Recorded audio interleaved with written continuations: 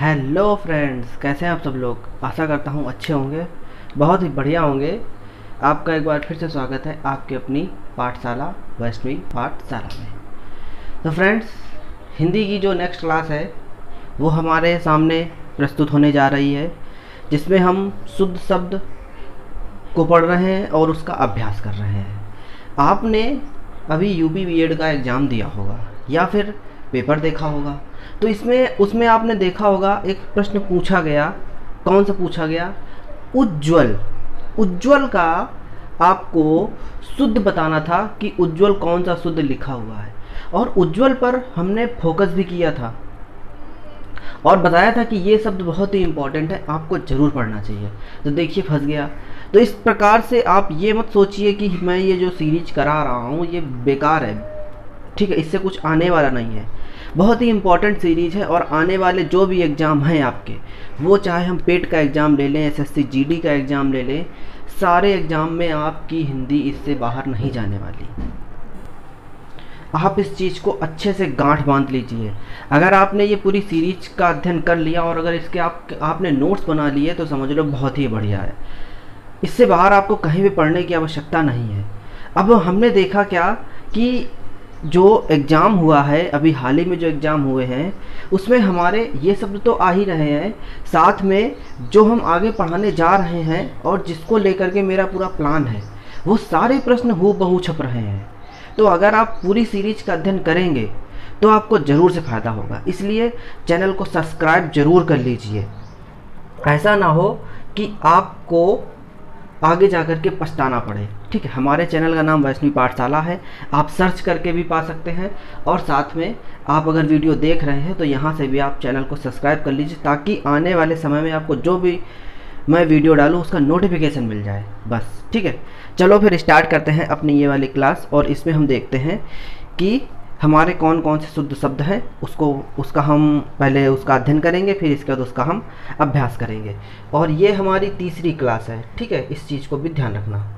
चलिए देखिए, यहाँ पर आपके सामने शब्द लिखे हैं, जैसे कि ईर्ष्या लिखा है, दुर्निवार लिखा है, ईर्ष्या है, दुर्निवार है, वांग्मय है, अंतर्धान है। ये सारे शब्द पहले हम इसको 1 मिनट देखेंगे, 1 मिनट 30 सेकंड 10 सेकंड जो भी आप चाहें, पहले उसको देखिए, अपने मन में समाहित कीजिए, इसके बाद उसका अभ्यास कीजिए। तो देखिए, चलिए स्टार्ट करते हैं हम ईर्ष्या से। पहला शब्द लिखा हुआ है ईर्ष्या।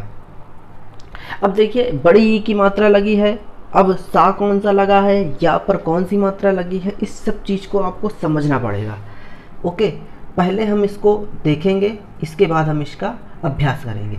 तो यहाँ पर हम इसका अभ्यास करेंगे। अगर आप इसको छिपा सकते हैं तो आपके लिए बहुत ही बढ़िया है, ठीक। ईर्ष्या इस प्रकार से लिखा जाएगा, ईर्ष्या। आगे देखिए, दुर्निवार, नेक्स्ट वर्ड है आपके सामने, दुर्निवार।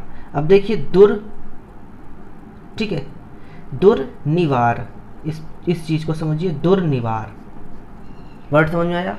दुर्निवार। अगर आपको वर्ड भी समझ में ना आए तो भी बताइए, या किसी प्रकार की कोई भी समस्या आती है तो आप कमेंट बॉक्स पर उसको जरूर दीजिए। वांग्मय, नेक्स्ट वर्ड लिखा है वांग्मय, वांग्मय।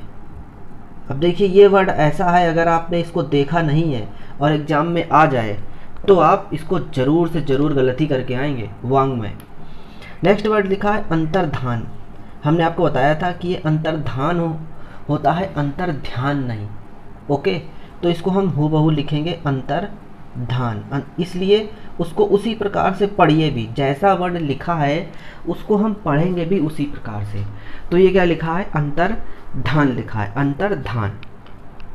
नेक्स्ट वर्ड है आनुषंगिक। अब यहाँ से देखो गलती कैसे पूछी जा सकती है, हो सकता है इसको आनु बोल दिया जाए, आनुषंगिक दे दिया जाए, तो वहाँ से आपका गलत हो जाएगा, इसलिए इसको हम पढ़ेंगे भी क्या? अनुषंगिक, अनुषंगिक, यही पढ़ेंगे, और जो पढ़ेंगे वही लिखेंगे। आगे देखते हैं, आगे वर्ड आपके सामने लिखा है शांकृतायन। देखिए, शांकृतायन पहले लिखा कैसे गया है, इस चीज़ को समझिए। देखिए, सबसे पहले हम इसको तोड़ते हैं, तो सांक्र को अलग कर देते हैं, और आधा ता के बाद ये जो तायन लिखा है इसको हम अलग कर देते हैं। तो पहले हम लिखते हैं शांक्र, ओके, इतना समझ आया। फिर आधी ता, फिर तायन को हम पूरा लिखते हैं, तो देखिए ये बन गया शांकृतायन। ठीक, राहुल सांकृत्यायन आपने सुना होगा, एक कवि है राहुल सांकृत्यायन। तो उससे आप समझिए कि सांकृत्यायन कैसे लिखा गया है। आगे देखिए, बहुत ही इंपॉर्टेंट शब्द ज्योत्सना। ज्योत्सना, अब देखिए इसको ज्योत्सना पढ़ो, ज्योत्सना, ज्योत्सना नहीं, ज्योत्सना। ठीक, तो इसको इसी प्रकार से लिखिए, ज्योत। अब देखिए आधा ता भी आया, आधा शा भी आया, इसके बाद पूरा ना आया, ज्योत्सना। ज्योत्सना ना पढ़ देना, ज्योत्सना नहीं, ज्योत्सना। ओके, ऐसा बोलिए कि आधा जा निकले, आधा ता निकले और आधा सा निकले। 3 इसमें वर्ण ऐसे हैं जो कि आधे लिखे गए हैं, आधा जा, आधा ता और आधा शा। उससे क्या बना है, ज्योत्सना। ठीक, आगे आइए, स्थाई। नेक्स्ट वर्ड देखिए, स्थाई। स्थाई, अब देखिए स्थाई में यहाँ पर क्या है, आखिरी में ये जो या है इसकी जगह पर ई आता है और यहीं से ये गड़बड़ हो जाता है। तो ई नहीं आएगा, वहाँ पर क्या आएगा, या ही आएगा, और या में बड़ी की मात्रा, स्थाई पढ़ा जाएगा। समझ में आ गई बात? आगे देख ले, प्राकथन। प्राकथन, प्राकथन, देखिए प्रा, फिर आधा का, फिर पूरा का, फिर था और फिर ना, प्राकथन। प्राकथन इसी तरीके से आता है प्राकलन, प्राकलन, प्राकलन, प्राकथन। समझ में आ गई बात? आगे देखिए, द्वंद्व। नेक्स्ट वर्ड बहुत ही अच्छा लिखा है, द्वंद्व, दिख रहा होगा, द्वंद्व। द्वंद्व समास भी होता है, द्वंद्व समास भी होता है, और यहाँ पर द्वंद्व लिखा है। तो द्वंद्व कैसे लिखा जाएगा, दा में नीचे वा आएगा, फिर आधा ना आएगा, फिर दा में नीचे वा आएगा। समझिए, बहुत ही अच्छा शब्द है ये और बहुत ही इम्पोर्टेंट शब्द है ये। हिंदी में इस द्वंद्व का बहुत ही यूज आपको देखने को मिलेगा। द्वंद्व का मतलब क्या होता है, थोड़ा सा मैं द्वंद्व समास को भी यहाँ पर आपको समझा देता हूँ। आपको द्वंद्व समास, मैं द्वंद्व समास पढ़ा नहीं रहा हूँ, लेकिन थोड़ा सा मैं आपको द्वंद्व समास भी पहचानने का यहाँ से तरीका बता देता हूँ। देखिए, द्वंद्व का मतलब होता है दो। दो वो भी कैसे हों, विपरीत हों। आपने महाभारत, अगर थोड़ा बहुत महाभारत का आपको ज्ञान हो तो आपको पता होगा कि भीम और जरासंध के बीच में एक द्वंद्व युद्ध हुआ था। उस द्वंद्व युद्ध में भीम जीते थे, लेकिन वहाँ पर क्या था, अगर हम थोड़ा समझें उस चीज़ को कि उसको द्वंद्व युद्ध क्यों कहा गया था, क्योंकि वहाँ पर दो विपरीत शक्तियाँ आपस में मिल रही थी और आपस में लड़ रही थी। तो जहाँ पर दो होते हैं वो भी विपरीत होते हैं, तो उसको द्वंद्व हम बोलते हैं। इसीलिए द्वंद्व समास में आपको डैश बता दिया जाता है कि जिस समास के बीच में डैश आता है वो द्वंद्व समास होता है। ये चीज़ गलत है। आपने देखा होगा दिन रात, बीच में डैश आया, ठीक, तो ये एक द्वंद्व समास का उदाहरण है। इसी तरीके से हम द्वंद्व समास को भी देखेंगे। तो द्वंद्व मतलब क्या होता है, दो विपरीत होते हैं। आगे बात समझ में? चलो आगे देखते हैं। नेक्स्ट वर्ड आपके इधर लिखा है प्राकारांतर। प्राकारांतर, इसको देखिए, प्राकारांतर, प्राकारांतर, प्राकारांतर, प्राकारांतर, प्राकारांतर, प्राकारांतर। जिस प्रकार से वर्ड लिखा है उसी प्रकार से अपना उच्चारण भी रखिए, आपको सब कुछ समझ में आ जाएगा। अग्रगण्य, जो आगे गिना जाए, अग्रगण्य, देखिए अग्रगण्य। अन्योन्याश्रित, अन्यो पहले इतना देखते हैं, फिर इसके बाद न्याश्रित, अन्योन्याश्रित। तो पहले हम लिख लेते हैं अन्यो, इतना लिख लिया, फिर इसके बाद न्याश्रित लिखते हैं, न्याश्रित, अन्योन्याश्रित। समझ में आ गई बात? सशस्त्र, सशस्त्र, सशस्त्र नहीं है भाई, सहस्त्र। समझिए, तो मैं जो बोल दे रहा हूँ वही आप समझ ले रहे हैं। सहस्त्र, अब सहस्त्र है तो समझते हैं इसको, सहस्त्र, सहस्त्र, सहस्त्र, सहस्त्र, सहस्त्र, सहस्त्र। आगे आइए, रचयिता, बहुत ही अच्छा शब्द है, रचयिता। रचयिता, रचयिता, रचयिता होता है, रचयिता नहीं, रचयिता, रचयिता, रचयिता, रचयिता। ठीक, आगे देखते हैं। मृत्युंजय, मृत्युंजय। अब देखिए, मृत्यु, मृत्यु तो आप लिख लेंगे ना, मृत्यु, इसमें तो कोई दिक्कत नहीं। अब नंजय, नंजय, इसकी मात्रा आ गई जय, ओके। पर मुखापेक्षी, तोड़ तोड़ के देखिए, पर मुखापेक्षी शब्द को ब्रेक कर लीजिए। अगर आपको बड़ा शब्द दिखाई दे और उस बड़े शब्द में आपको शुद्ध अशुद्ध पहचानने को आए तो उस बड़े शब्द को तोड़ तोड़ के पढ़िए, तोड़ तोड़ के पढ़ने का अभ्यास कीजिए, समझ में आ जाएगा। अब देखिए हमने यहाँ पर क्या किया, पर को अलग पढ़ा, मुखा को अलग पढ़ा, पेक्षी को अलग पढ़ा, बन गया पर मुखापेक्षी, कोई दिक्कत नहीं। उत्प्रेक्षा, उत्प्रेक्षा इसको समझते हैं, उत्प्रेक्षा, उत्प्रेक्षा इस प्रकार से लिखा जाएगा, उत्प्रेक्षा। दौर्बल्य, दौर्बल्य देखिए, दौर्बल्य, दौर्बल्य। अब ये जो आधा ला आया, ये जो रा आ रहा है, ये जो यहाँ पर रा आ रहा है, इसको समझिए। अब देखिए दौर आ रहा ना, तो ये रा जो आएगा वो डैश के साथ आएगा, वो डैश, वो रा और डैश हमने कहाँ चढ़ा दिया, इस मात्रा के रूप में उसने ले लिया, तो ये दौर्बल्य बन गया। आगे है अन्वेषण, नेक्स्ट वर्ड देखिए, अन्वेषण, अन्वेषण, अन्वेषण, अन्वेषण। समझ में आ गए सब, इतने समझ में आ गए आपको सब, ठीक। आगे चले, एक और आपको छोटा सा शब्द दिख रहा होगा, अधःपतन, इसको भी पूरा कर लें, अधःपतन इसको भी देख लेते हैं। फिर आगे नेक्स्ट देखते हैं, अधःपतन इसको भी देख लो। अब देखिए अधः, अधः, फिर पतन, अधःपतन कैसे लिखा जाएगा, कैसे समझा जाएगा, इसको आप समझ गए। आगे बढ़ें, चलो आगे बढ़ते हैं। देखिए नए शब्द आपके सामने आ गए, निदर्शन, पारलौकिक, द्रष्टव्य, जिजीविषा, पूजनीय। इन सारे शब्दों का भी हम क्या करते हैं, अभ्यास करते हैं।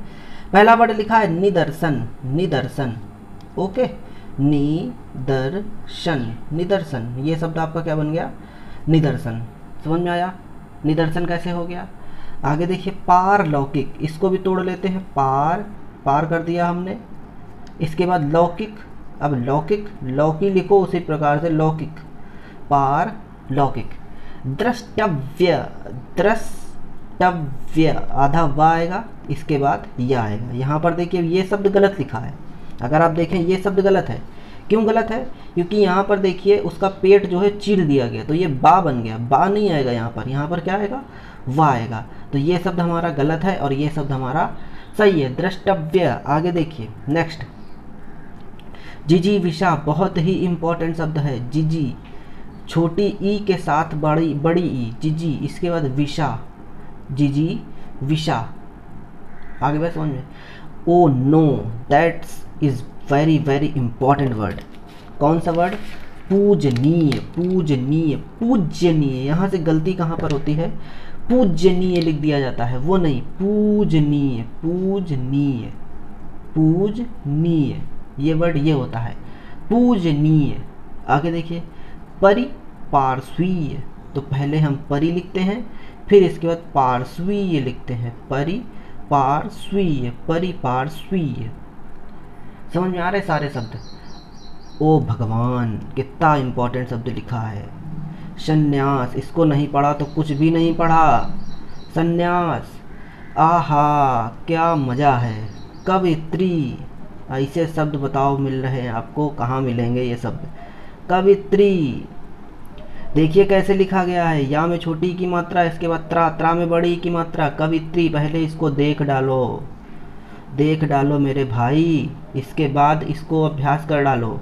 कवित्री, हस्तक्षेप, हस्तक्षेप, हस्तक्षेप, हस्तक्षेप, हस्तक्षेप। देखिए कैसे लिखा गया है, हस्तक्षेप, हस्त के बाद आधा छेप। अप्रत्याशित, अरे दादा ऐसे ऐसे शब्द आ रहे हैं, अप्रत्याशित, अप्रत्याशित।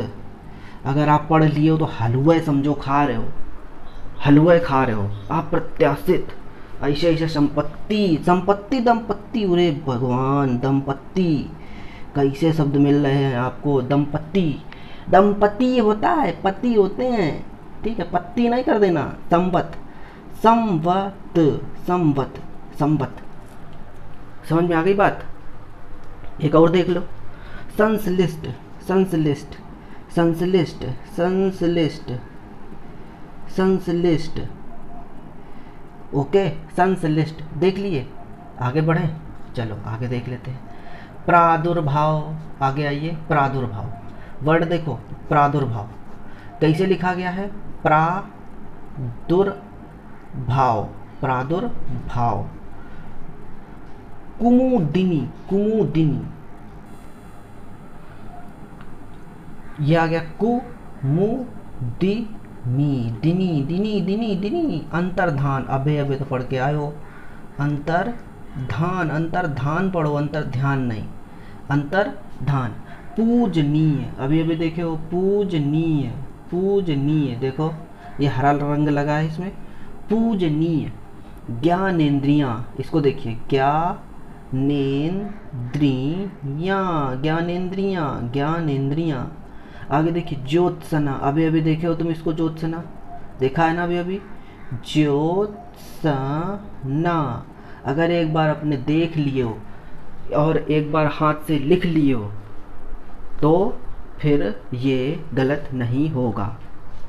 आगे देखो पारिश्रमिक, पारिश्रमिक, पारिश्रमिक।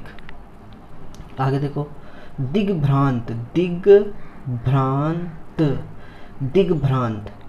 समझ में आ गई बात? आह्लाद, अब इसको देखो कैसे लिखा गया, आ, इसके बाद ये बना है हा, इसी के अंदर ला, फिर इसके बाद दा, आह्लाद, आह्लाद। आगे देखो अनुग्रहीत, अनुग्रहीत, अनुग्रहीत, अनुग्रहीत। रचयिता, बहुत ही इंपॉर्टेंट शब्द है, रचयिता, रचयिता, रचयिता, रचयिता। देख लियो रचयिता। आगे देखो जिजीविषा भी देख लो, अभी आप देखे हो जिजीविषा का, फिर से देख लो जिजीविषा का, जिजीविषा, ठीक, अभी अभी देख के आए हो। एक और दिख रहा होगा अनुच्छेद, इसको भी देख लो, अनुच्छेद। तो ये सारे शब्द आपके ऐसे हैं जो कि बहुत ही पूछे जाते हैं, बहुत ही इम्पोर्टेंट हैं। तो इन सारे शब्दों को बहुत ही अच्छे से समझिए भैया, समय बर्बाद ना करो। अच्छा ज्ञान और उचित ज्ञान आपके लिए बहुत ही ज़रूरी है। समय अगर खराब करोगे तो समय से ज़्यादा बलवान कोई नहीं है। समय हर कुछ जानता है, समय हर चीज़ को जानता है, ठीक। तो इन सारे शब्दों को आप नोट कर लो कॉपी पे, इसके बाद उसका एक बार रिवीजन कर लो कॉपी पे, और फिर जब एग्ज़ाम होए तो इसको पढ़ करके ज़रूर जाओ आप। अगर ऐसा करोगे तो आपको ज़रूर से ज़रूर सफलता मिलेगी, ठीक। चलो फिर मिलते हैं अपनी अगली कक्षा में, जो कि हमारी 4th क्लास होगी, और उसमें भी हम अन्य शब्दों को पढ़ेंगे। एक एक आपको निचोड़ में देने वाला हूँ। ऐसा नहीं कि 40-50 शब्द बता करके हटाओ, नई क्लास स्टार्ट करो, नया टॉपिक उठाओ, नया सब्जेक्ट उठाओ। सब्जेक्ट जब तक पूरा ख़त्म नहीं होगा तब तक मैं दूसरा ख़त्म नहीं करूँगा, मतलब स्टार्ट ही नहीं करूँगा, ठीक है।